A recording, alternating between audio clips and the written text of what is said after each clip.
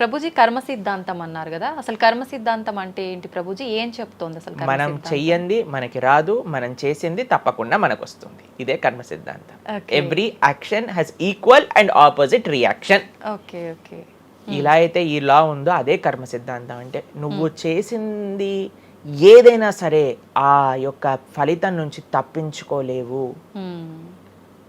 తర్వాత ఏదైతే నువ్వు చేసావో దాని నుంచి తప్పించుకోలేవు. మంచి అయినా చెడైనా మొన్న అయింది నీకు ఈ రోజు వస్తుంది, ఈ రోజు చేసిన దానికి రేపు వస్తుంది. ఇదే కర్మ సిద్ధాంతం అంటే. కాబట్టి ఎప్పుడు ఇది మన మనసులో ఉండాలి. అరే ఈ రోజు నాకు ఏదైనా బాధ ఉంటే నేను ఏదో చేశానేమో, కాబట్టి ఏదో చేశాము అయిపోయింది, ఈ రోజు ఈ కష్టం వచ్చింది, కృష్ణ నువ్వు నాకు శక్తినివ్వు ఈ కష్టాన్ని ఎదుర్కోవడానికి. ఇప్పటి నుంచి నేను ఇలానే మంచిగా ఉంటాను, ఎప్పుడూ అధర్మం వైపు వెళ్లకుండా ఉంటాను, స్వామి నువ్వే రక్ష అని ఆ ధర్మ చింతన ముందుకు తీసుకెళ్ళటం. ఇప్పుడు కానీ మనం ఆ ధర్మ సంకల్పం చేసుకుంటండి రేపటి రోజున. మరి చాలా మంది రేపు ఎవరు చూసారో లేదో, అయ్యా రేపు ఎవరు చూసారో లేదో అని కానీ మీ పిల్లవాడు చెప్పి నేను ఇప్పుడు కష్టపడను, రేపు నాకు ర్యాంక్ వచ్చాక నాకు ప్లేస్మెంట్ వస్తుందో లేదో నాకేం గ్యారంటీ ఉంది కాబట్టి నేను చదవను అన్నాడు అనుకోండి, ఏం చెప్తారు మీరు? నాన్న నువ్వు ప్లేస్మెంట్ గురించి బాధపడకు, ఫస్ట్ నీ కర్తవ్యం చదవటం నువ్వు చదువు, దాని తర్వాత నీకు వస్తుంది, నీ జీవితం సెటిల్ అవుతుంది. అంతే కదండి. మనం కూడా లేదు రేపు ప్రొద్దున ఎవరు చూసారు స్వర్గాన్ని నరకాన్ని కాబట్టి నేను ఇప్పుడు ధర్మాచరణ చెయ్యను అని అంటే మీ పిల్లవాళ్ళు కూడా ఎక్కడైతే చదవను అని అంటారో అలానే మనం కూడా తయారవుతాం. చాలా మంది అండి పెద్దవాళ్ళు పిల్లలకి మాత్రం మంచి నీతులు చెప్తారు, కానీ వాళ్ళ దగ్గరకు వచ్చేసరికి వాళ్ళు ఆచరించడానికి రెడీగా ఉండరు అనమాట.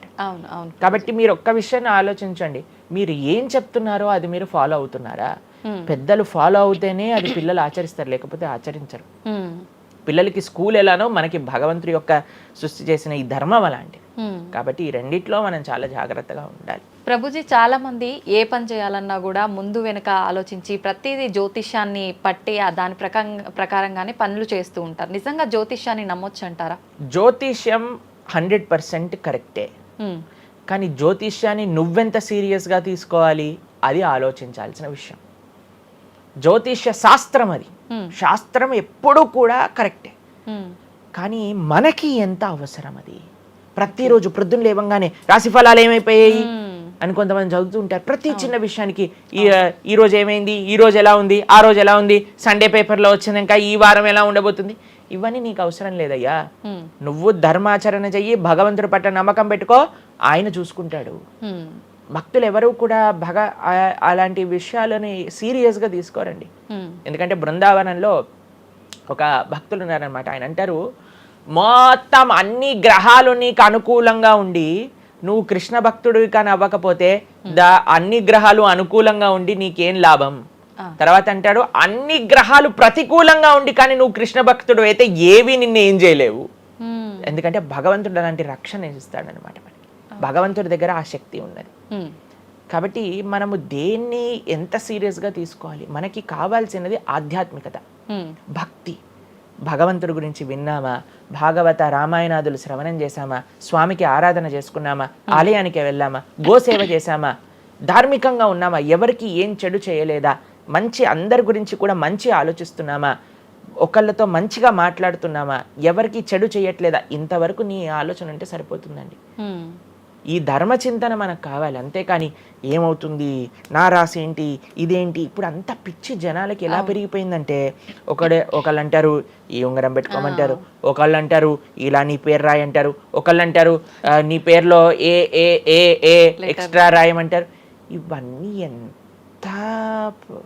ఇవన్నీ ఏంటి మారిపోయాయి? ఇవన్నీ మార్చుకొని నీ ఆచరణ కానీ మారకపోతే, నీ థింకింగ్ కానీ మారకపోతే, నీ ధర్మం పట్ల ఉండే అనిరుక్తి కానీ పెరగకపోతే ఇవన్నీ చేసి ఏం లాభం? కాబట్టి మనం ఎసెన్స్ ఆఫ్ ధర్మ భగవంతుడి ఆరాధన. సవై పుంసాం పరో ధర్మో యతో భక్తిర్ అదోక్షజే. అటువంటి స్వామిని ఆశ్రయించటంలో మన టైం పెట్టాలి, కానీ ఇలాంటి చిన్న చిన్నవి చూసుకోవటం, వీటి కోసం మనం సమయాన్ని వేస్ట్ చేసుకోవటం మంచిది కాదు. జ్యోతిష్యం కరెక్టా? 100% కరెక్ట్. నీకెంత కావాలి అది నువ్వు ఆలోచన చేసుకో.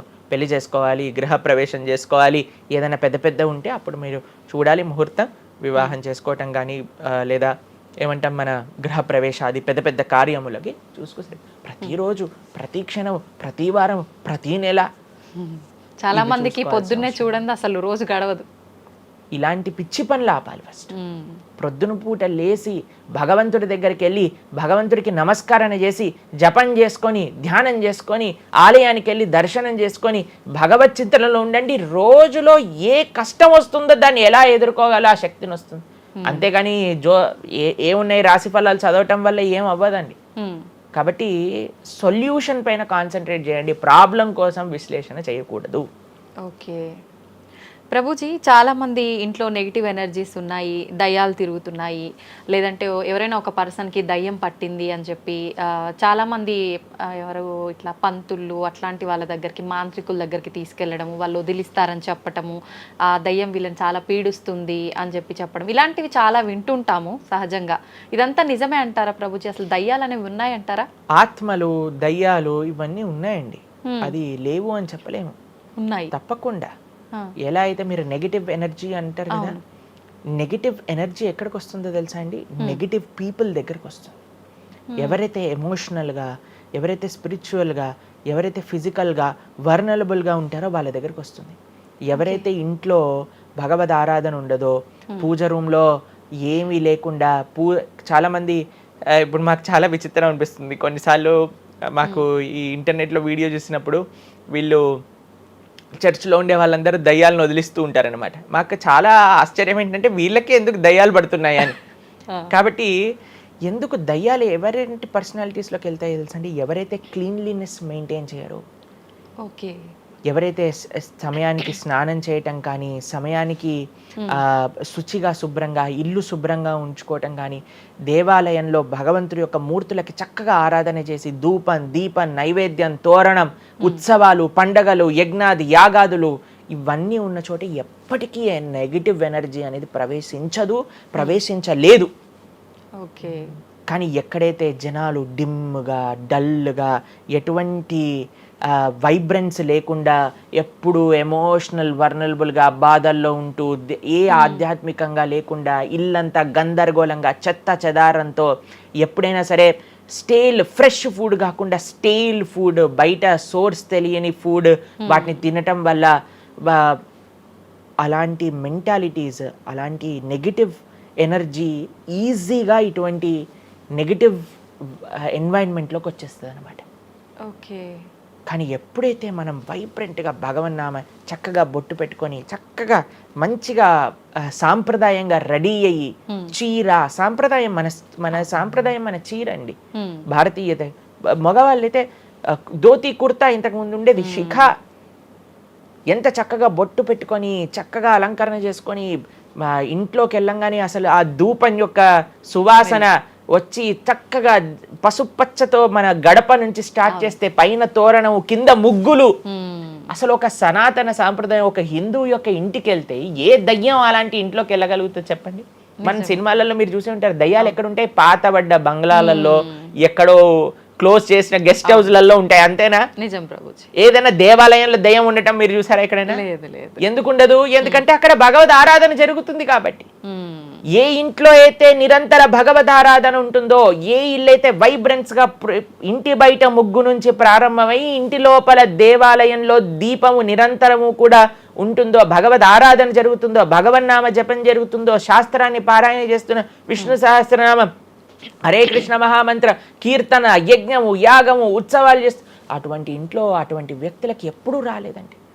ఎవరైతే తన నుదిటిన తిలకాన్ని అలంకరణ చేసుకొని చక్కగా సాంప్రదాయంగా ఉంటారో, శుచి శుభ్రత పాటిస్తారో, చక్కగా ఆలయానికి వెళ్ళి గోసేవ, చెప్పండి అలాంటి వాళ్ళకి ఎప్పుడైనా ఇలాంటి నెగిటివ్ ఎనర్జీ అటాక్ అవుతుంది అంటే?